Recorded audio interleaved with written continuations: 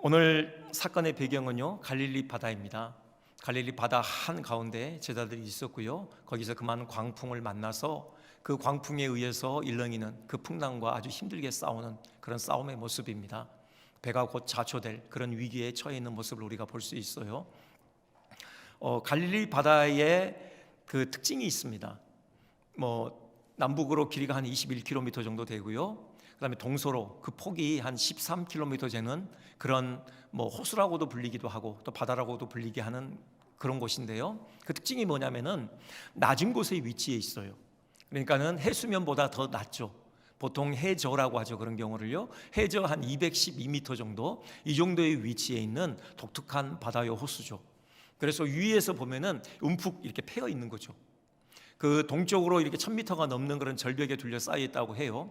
그래서 특징이 뭐냐면은 기후를 예측할 수 없는 겁니다. 잔잔한 물결로 시작을 해요, 항해가. 근데 이 제자들처럼 어느새 그런 아주 바람이 일어서 물결이 일렁이고 어떤 이런 어려움을 만나기도 하는 그런 곳이라고 합니다. 근데 제자들이 만난 어려움은 더 컸던 것 같아요. 사실 이 갈릴리 바다를 잘 아는 사람들이 거기 많이 타고 있잖아요.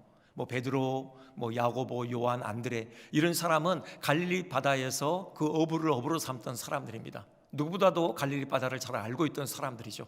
하지만 그들도 손을 쓸 수 없는 그런 아주 큰 바람이 일어났던 것 같고요, 그것에 의해서 풍랑이 그들을 둘러쌌던 것 같습니다. 정말 그 배가 언제든 자초될 수 있는 그런 위기에 이들이 직면해 있었던 것이죠. 이게 특이한 것은요, 우리가 주목해 볼 지점이 있는데, 이 여행이 어떻게 시작됐는가 생각을 해봐야죠.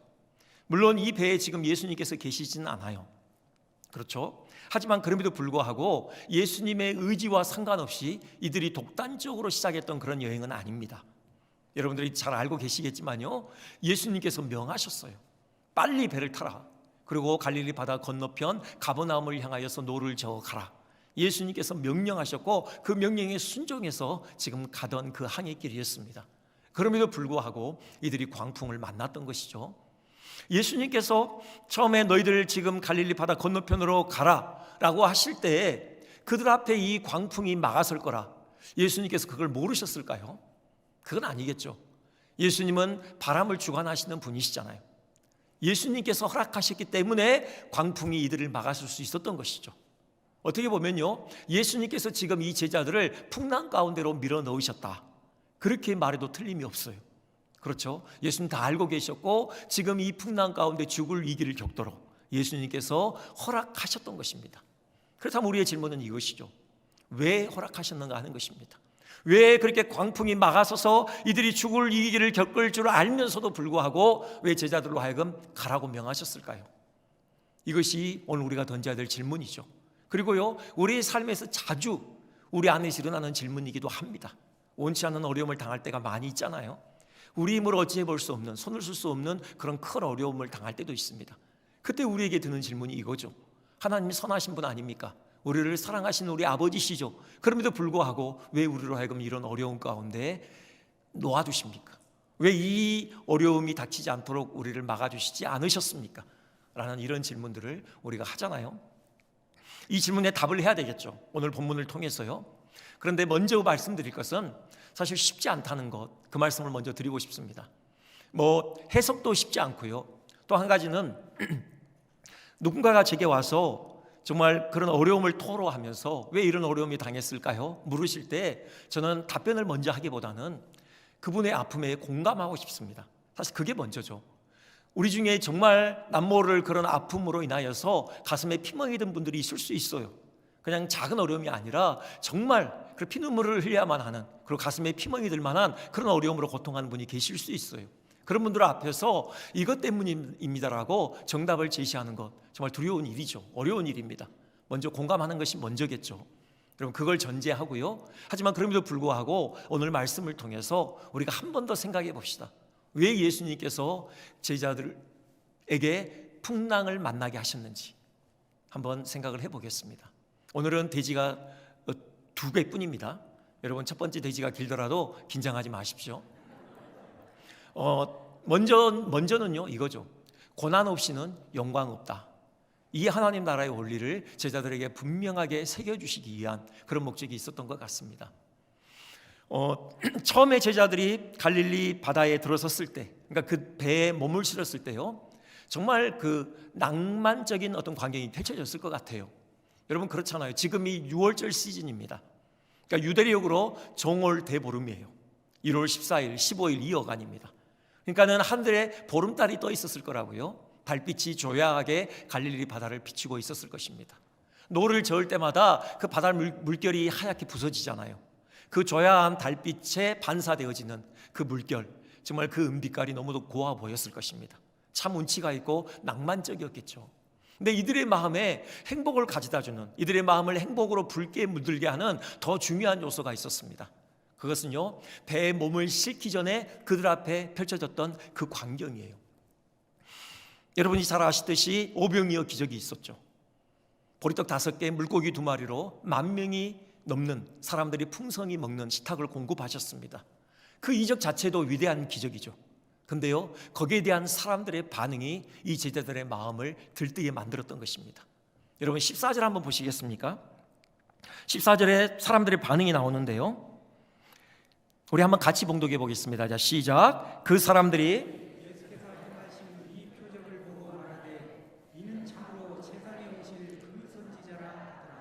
아멘. 사람들 사이에서 이런 외침이 들리기 시작하는 겁니다. 이 사람은 참으로 세상에 오실 그 선지자라. 이 누굽니까? 메시아를 얘기하는 거죠. 그들은 다 같이 메시아를 기다리고 있었잖아요. 모세가요, 중요한 예언 하나를 했어요. 하나님께서 나와 같은 선지자를 너에게 보내실 것이다. 그런 예언을 했거든요. 모세와 같은 선지자. 여러분 모세가 한 일이 뭡니까? 바로 구원의 일이죠. 애굽의 그 압제로부터 이스라엘을 구원해낸 것입니다. 정치적인 해방을 가져다 준 거예요. 모세와 같은 선지자 똑같은 일을 할 걸로 기대했던 것입니다. 지금 애굽의 압제 가운데 신음하고 있잖아요. 그 애굽의 압제로부터 유대 민족을 구원해 줄 바로 그 메시아, 그분을 기다리고 있었던 것이에요. 모세가 또 한 일이 뭐예요? 이스라엘 백성으로 하여금 그 광야길을 통과하는 데 있어서 그들의 굶주린 배를 채워줬잖아요. 하늘에서 만나가 내렸고요, 메추라기가 날아왔고요, 또 반석에서 물이 터졌습니다. 그렇게 그들의 먹고 사는 문제를 해결해 준 그 메시아를, 지금 모세와 같은 그 선지자를 이들이 기다리고 있었던 것이에요. 지긋지긋한 가난이 그들의 삶에 늘 따라붙어 있었습니다. 모세와 같은 선지자, 그 선지자가 온다면, 그 메시아가 온다면 우리로 하여금 이 지긋지긋한 가난으로부터 해방시켜 줄 것인데, 먹고 사는 문제 해결해 줄 것인데, 잘 먹고 잘 살 수 있는 길을 열어주실 것인데, 그런 기대감을 갖고 있었던 터입니다. 근데 그들 눈앞에 엄청난 광경이 펼쳐졌잖아요. 마치 모세 시대에 하늘에서 만나가 내린 것처럼 그렇게 물고기 2마리, 보리떡 5개로 10,000명이 넘는 사람들이 배불리 먹는 그런 역사가 있었던 것입니다. 저 사람이야말로 모세가 예언했던 바로 모세와 같은 선지자가 틀림이 없다. 지금 그런 외침이 외쳐졌던 것이에요. 그래서 이들이 하려고 했던 게 뭐예요? 그게 15절이죠. 그러므로 예수께서 그들이 와서 자기를 억지로 붙들어 임금으로 삼으려는 줄 아시고 그랬습니다. 임금 삼으려고 했어요. 왕으로 삼으려고 했던 것입니다. 이 기회를 놓칠 수 없었던 것이죠. 저분이 우리의 왕이 될 때 이제 우리의 민생고는 해결되는 것이에요. 이제 정치적인 자유와 경제적인 자유를 얻게 되는 것입니다. 이걸 제자들이 봤어요. 여러분, 그리고 예수님께 떠밀려서 지금 어쩔 수 없이 배에 탔던 것입니다. 다들 입 밖으로 말은 꺼내지 않지만요, 지금 제자들의 마음에는 똑같은 생각이 머물고 있었을 것이에요. 이제 드디어 그날이 왔다. 이제 드디어 우리 선생님이 나라를 세우실 날이 눈앞에 다가왔다. 지금껏 선생님을 따라다니며 고생했던 그 세월이 결코 헛되지 않았음을 증명해내는구나. 이제 우리 앞에 펼쳐질 바로 그 일들이 너무 기대된다. 지금 이런 기대로 한껏 부풀러 올라 있었던 것이죠. 그들 앞에 풍랑이 다가온 것, 광풍이 그들의 길을 막아선 것, 왜 예수님께서 그걸 허락하셨나? 바로 이것 때문이죠. 그런 헛된 기대를 깨뜨리시기 위함입니다. 이들은 주님을 따라 하나님 나라를 세우는 그런 사명의 길에 들어선 사람들이에요. 그 사명의 길은요, 그냥 그 조야한 달빛의 온몸을 받아서 그렇게 어떤 그 낭만과 어떤 운치를 즐기는 그런 길이 아니라는 것입니다. 권력을 손에 쥐고 흔들고요, 어떤 부귀영화를 누리는 그런 세속적인 어떤 그런 영화로운 길이 이들 앞에 놓여 있지 않다는 거예요. 그들이 걸어야 할 길은요, 고난의 길이에요. 예수님께서 걸어가신 그 십자가의 길입니다. 이것을 분명하게 깨우치시는 거예요. 너희들이 가야 할 길에는 이런 광풍이 막아설 것이다. 이 광풍으로 인하여서 풍랑이 일어나고 그것 때문에 너희들이 죽음의 공포 가운데 사로잡힐 수 있는 어떤 그런 어려운 길이다. 지금 그걸 예수님께서 다시금 그들에게 분명하게 교훈하고 계시는 것입니다. 여러분, 왜 그렇습니까? 왜 우리가 걸어가야 될 사명의 길은 왜 고난이 점철되어 있는 것입니까? 예수님께서 그 길을 걸어가셨기 때문에 그래요. 예수님께서 세우고자 하시는 나라는요, 지금 이 무리들이 기대하는 것처럼 세속적인 영광으로 가득 찬 그런 나라가 아니었습니다. 물론 로마의 압제로부터 자유함을 얻는 것 중요하죠. 정치적인 자유 중요합니다. 먹고 사는 문제로부터 좀 자유롭는 것, 가난으로부터 벗어나는 것, 이거 중요하죠. 하지만 예수님께서 보실 때요, 우리 사람을 둘러싸고 있는 더 근본적인 문제가 있었어요. 더 우선적으로 해결해야 될 그 문제가 있었던 것이죠. 그게 뭡니까? 바로 죄의 문제 아닙니까? 옴짝달싹 못하도록 우리를 꽉 붙잡고 그 영원한 지옥불을 향하여 달려가도록 만들 수밖에 없는 그 죄로부터 우리를 자유케 하는 것, 이것이 무엇보다 급선적으로 해결해야 될 문제였던 것입니다. 이것을 위해서는 예수님께서 십자가를 지실 수밖에 없어요. 다른 길이 없습니다.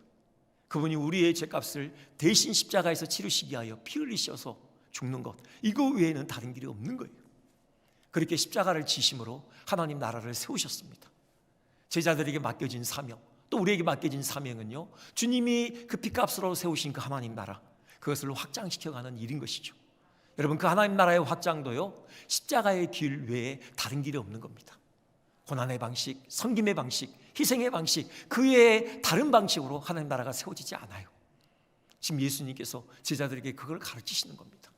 너희들이 지금 너희들의 가슴이 헛된 기대로 부풀어 있구나, 헛된 설렘으로 가득하구나. 그게 아니라는 것입니다. 고난을 준비하라는 거죠. 고난을 감수하라는 그 예수님의 그 외침이 지금 그 상황 가운데 분명하게 들려지고 있는 것입니다. 우리가 주님의 고난에 동참한다.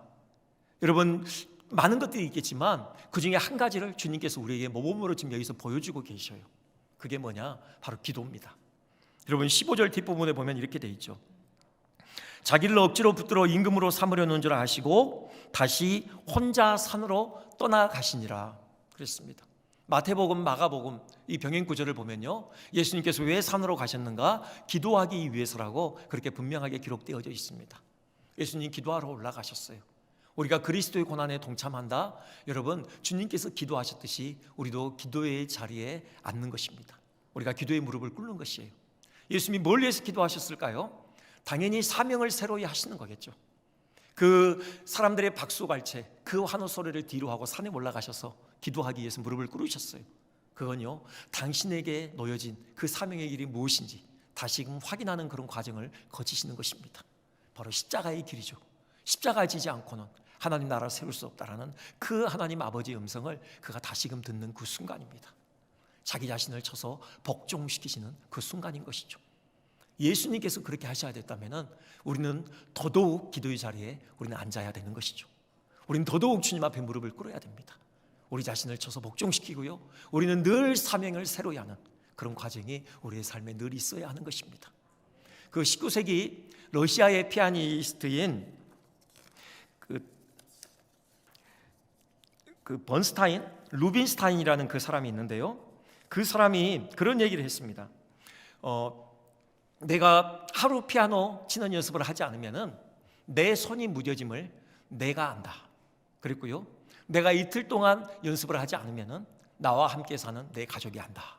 그랬고요, 내가 사흘 동안 연습하지 않으면 마침내는 청중들이 알아낸다. 그런 얘기를 했습니다. 여러분, 기도도 마찬가지예요. 똑같은 원리가 적용됩니다. 우리가 하루 기도하지 않으면요, 우리 영혼이 무뎌지는 것을 우리가 알잖아요. 우리가 이틀 기도하지 않으면요, 우리랑 함께 호흡하고 있는 우리 가족들이 알게 됩니다. 우리가 사흘을 기도의 자리에 우리가 앉지 않으면은 여러분, 다른 사람들이 알게 되는 거예요. 우리는 늘 우리 자신을 주님 앞에 쳐서 복종시키는 그런 기도의 삶을 살아야 되는 것이에요. 이것부터 그리스도의 고난에 동참하는 삶이 시작되는 것입니다. 근데 여기서요, 예수님께서 기도하시기 위해서 산에 오르셨다. 여러분, 그 부분도 우리가 한번 주목을 해봐야 돼요. 아, 예수님께서 산기도 하셨구나, 뭐 이 정도가 아니라요. 여러분, 산에 오르셨다라는 것, 이것은요, 예수님의 기도는 긴 호흡의 기도였다라는 것을 의미해요. 그러니까 여러분, 뭐 한 5분 기도하기 위해서 산에 올라가시는 분들은 안 계시잖아요. 열심히 땀 뻘뻘을 이렇게 흘리면서 산 올라가서 5분 기도하고 내려오시는 분들은 안 계시잖아요. 뭐 10분 기도하기 위해서 올라가는 건 아닙니다. 적어도 산에 올라가 기도하겠다, 그건요 1시간 이상, 아니 몇 시간, 아니 오늘 밤을 내가 새서라도 내가 하나님을 만나겠다라는 그런 결단을 가지고 올라가는 거잖아요. 예수님께서도 그러셨어요. 산에 올라가 기도하실 때마다 밤이 맞도록 기도하신 적이 많았습니다. 사실 이 장면에서도요, 예수님 거의 밤이 맞도록 기도하셔요. 오랫동안 기도하셔요. 긴 호흡의 기도였던 거죠. 단지 길게 기도하는 게 중요하냐? 네, 중요하죠. 근데 단지 길게 기도하는 것, 지금 그것보다도요, 여러분, 길게 기도했다는 것이 의미하는 바가 뭐냐, 그거예요. 그건 뭐냐? 그만큼 기도의 폭이 넓다라는 거예요. 그만큼 기도의 제목이 많다라는 것입니다. 나 자신만 위해서 기도한다? 뭐 별로 길게 기도할 필요가 없을 수도 있어요. 그렇죠. 물론요, 하나님 앞에 나 자신을 쳐서 복종시키는 기도도 때로는 길어지더라고요. 경험상 나의 그 죄악된 욕망, 그것을 하나님 앞에 쳐서 복종시키는데요, 때로는 1시간도 걸리고 더 많은 시간도 걸리더라고요. 하지만 나 자신만을 위한 기도는 그렇게 길어질 수가 없죠. 여러분, 우리의 기도의 호흡이 길어진다, 그 말은요, 그만큼 기도의 내용이 풍성해진다는 얘기예요. 우리 가족을 위해서 기도하고요, 우리가 함께 이렇게 또 신앙의 교제를 나누고 있는 목장 식구들을 위해서 기도하고요, 또 우리 교회를 위해서 기도하고요, 우리 교회가 서 있는 이 아윤동, 이 마포를 위해서 기도하고요, 나아가서 우리 조국 교회를 위해서 기도하고요, 이 민족과 우리 선교사님들, 또 내가 품고 있는 그 불신자들, 그 다음에 열방을 위해서 기도의 폭이 점점 넓어지므로 기도가 길어지는 것입니다. 여러분, 이것이 우리가 그리스도의 고난에 동참하는 중요한 길이에요. 긴 호흡의 기도요. 여러분, 잠깐 기도하고 그냥 끝내는 기도 말고요, 정말 하나님 앞에 우리 전심을 다해서 한 영혼 한 영혼을 위해서 주 앞에 무릎을 꿇는 기도요. 여러분, 이 기도를 통해서 우리가 하나님 나라를 이루어가는 귀한 초석 역할을 감당하게 되는 것입니다. 여러분, 우리 결단합시다. 우리 다시금 좀 기도의 자리에 우리가 좀 나옵시다. 여러분, 물론 기도하고 계시겠죠. 여러분의 골방이 있으시겠죠. 여러분, 가정에서 기도하시겠죠. 그리고 또 할 수 있는 한 여러분, 기도의 그런 모임이 우리 교회에 많아졌으면 좋겠어요. 목요일 오전에 지금 우리 권사님들 오랫동안 기도하시던 그 자리 다시 시작됐습니다. 여러분, 할 수 있으면 나이와 상관없이 여러분 그 시간에 좀 나오셨으면 좋겠습니다. 같이 하나님께 그렇게 부르짖었으면 좋겠습니다. 시간이 허락되지 않는 분들은 다른 시간이라도 내서 함께 기도하는 그런 기도 모임들이 많아졌으면 좋겠어요.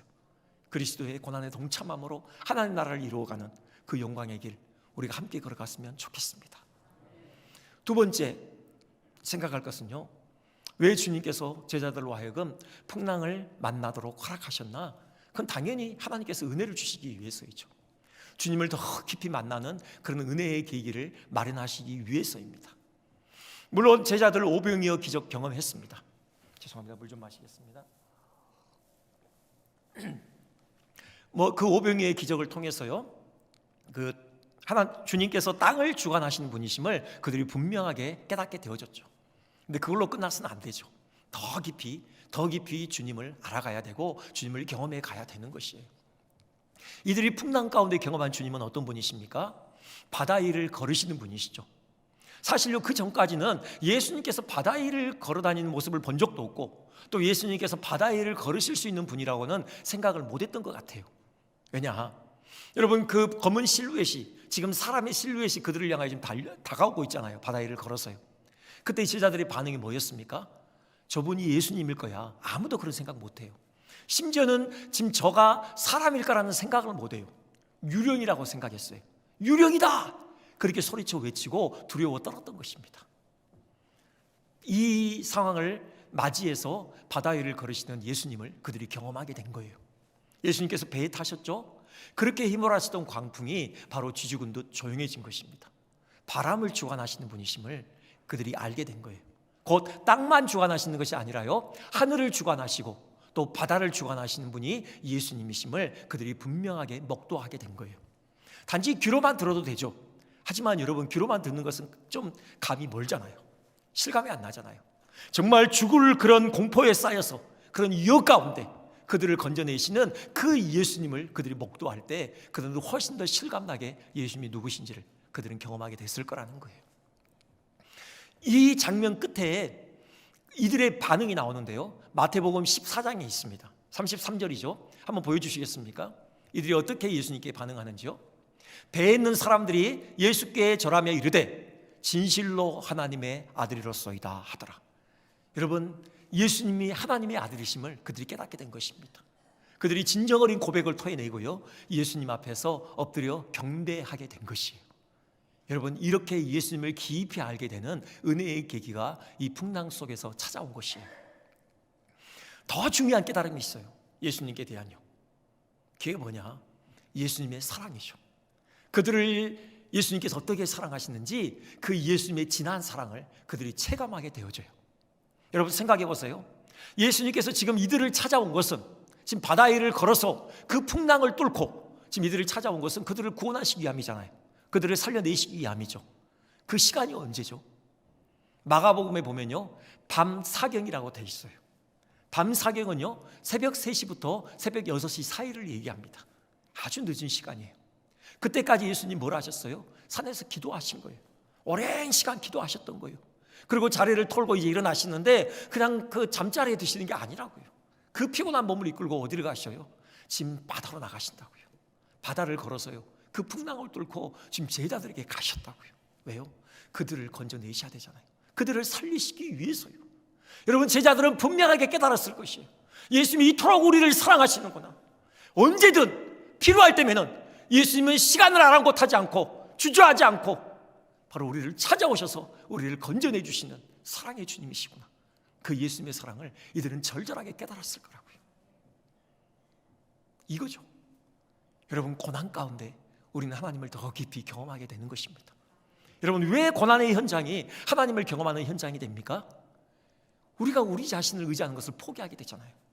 어쩔 수 없이 우리가 두 손 두 발 다 놓게 되잖아요. 우리의 시선을 우리 자신에게서 하나님께로 옮기게 되잖아요. 하나님 그분의 은혜만을 간구하는 시간이잖아요. 그렇기 때문에 하나님을 깊이 만날 수 있는 은혜의 현장이 되는 것이죠. 여러분, 그런 은혜를 주시기 위해서 우리로 하여금 풍랑을 만나게 하시는 겁니다. 그 미구라 아야코를 여러분 다 잘 아시죠? 그분의 얽힌 일화, 우리 그 올로 목사님께서도 여러 번 말씀하셔서 여러분 기억하고 계실 텐데요.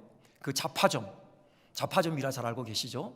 그러니까는 남편과 함께 자파점을 세웠잖아요. 근데 너무 잘 되는 거예요. 막 그 당시에 엄청나게 번창해요. 눈코 뜰 새 없이 바빠요. 그러다가 어느 날 남편이 미우라 아야코에게, 여보, 우리 좀 자파점 규모를 줄입시다. 우리 물건 좀 조금만 갖다 놓읍시다. 덜 갖다 놓읍시다. 그래요. 이유인즉 그 건너편에 있는 자파점, 거기는 이렇게 쭈그러들잖아요. 망해 간다고요. 그 집에는 중학생도 있잖아.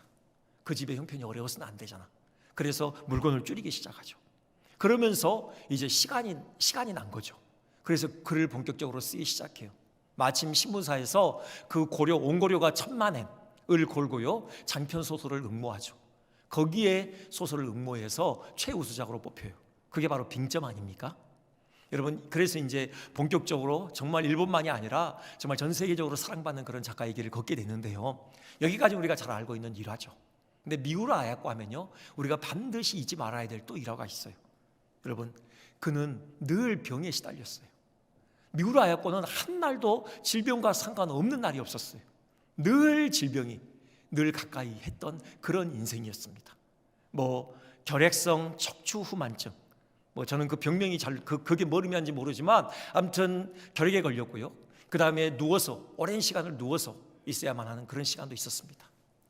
그리고요, 피부 질환도 있었고요. 나중에는 그 알츠하이머 비슷한 거 파킨슨 병에 걸리기도 하고요. 그 다음에 직장암에 걸리기도 하고요. 아무튼 한 날도 질병과 상관없이 보낸 날이 없어요. 그런데 미우라 아야코가 자기에게 허락된 그 질병이 어떤 의미가 있는지를 하나님 앞에 고백하는 내용이 있습니다. 그거 한번 보여주시겠습니까? 이렇게 고백을 해요. 하나님 아버지, 아프지 않고서는 드리지 못할 기도가 있습니다. 아프지 않고서는 믿을 수 없는 기적이 있습니다. 아프지 않고서는 들을 수 없는 말씀이 있습니다. 아프지 않고서는 가까이 갈 수 없는 성소가 있습니다. 아프지 않고서는 우러러 만나 뵙지 못할 거룩한 얼굴이 있습니다. 아프지 않고서는 저는 인간일 수조차 없습니다. 여러분, 이런 고백을 돌려보면 어떤 고백입니까? 미우라 아야코는요, 아팠기 때문에, 그 아픔 때문에 하나님께 기도했다라는 것입니다. 그 아픔 때문에 하나님의 기적을 경험했다라는 것이에요. 그 아픔 때문에 하나님의 말씀에 귀를 기울일 수 있게 됐고요, 그 아픔 때문에 하나님의 존전 앞에 나아가 그분을 예배할 수 있게 됐다라는 겁니다. 그 아픔 때문에 하나님의 얼굴을 배울 수 있게 됐다라는 거예요. 그 아픔 때문에요, 감사가 무엇인지를 아는 신앙인으로서의 참 인간이 될 수 있었다. 그런 고백인 것입니다. 미우라 아야코의 소설을 읽으면서, 작품을 읽으면서요, 많은 사람들이, 한 80%의 사람들이 이구동성으로 하는 고백이 있대요.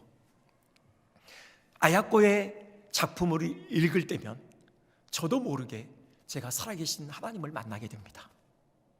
아야코의 작품을 읽을 때면 저도 모르게 나도 이 예수님의 사랑을 받고 싶다라는 그런 열망에 젖어들게 됩니다. 여러분, 왜 그랬겠습니까? 왜 아야코가 그 작품을 통해서 간접적으로 직접적으로 예수님을 만나는 그런 통로로 사용됐겠습니까? 바로 그 아픔 가운데 그가 하나님을 경험했기 때문이에요. 하나님 은혜를 깊이 경험했기 때문이에요. 그가 아픔 가운데 만난 그 하나님이 바로 그 하나님의 사랑과 그 능력과 그 선하심과 그 신실하심이 그 작품 안에 녹아 있었던 것입니다. 그렇기 때문에 많은 사람들에게 은혜를 끼칠 수 있는 통로로서 그가 사용될 수 있었던 것이죠. 이 말씀만 드리고 오늘 말씀을 마치겠습니다. 주님이 제자들에게 들려주신 음성이 뭡니까?